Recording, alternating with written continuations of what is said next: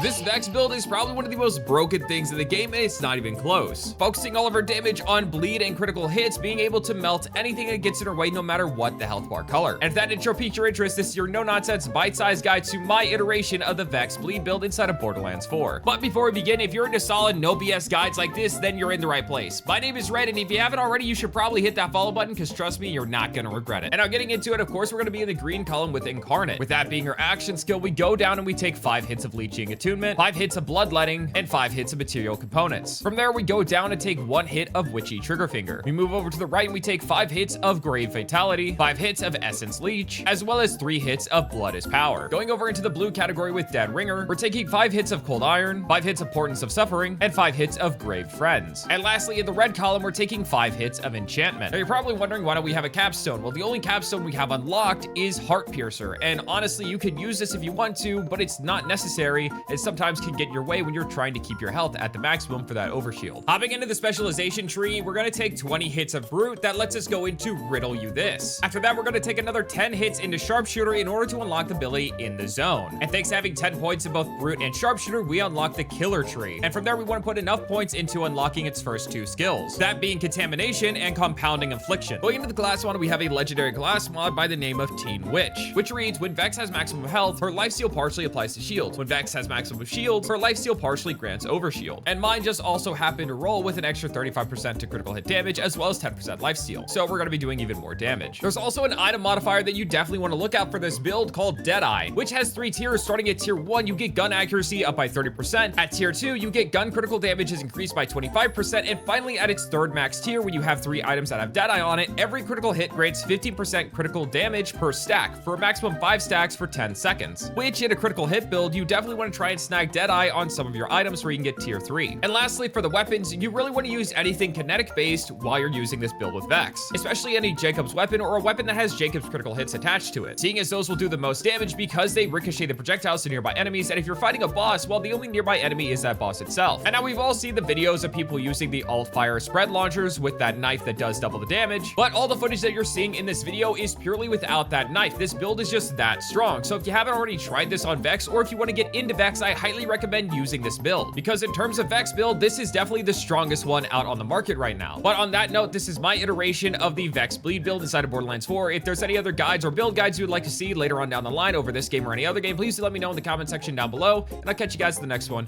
Peace.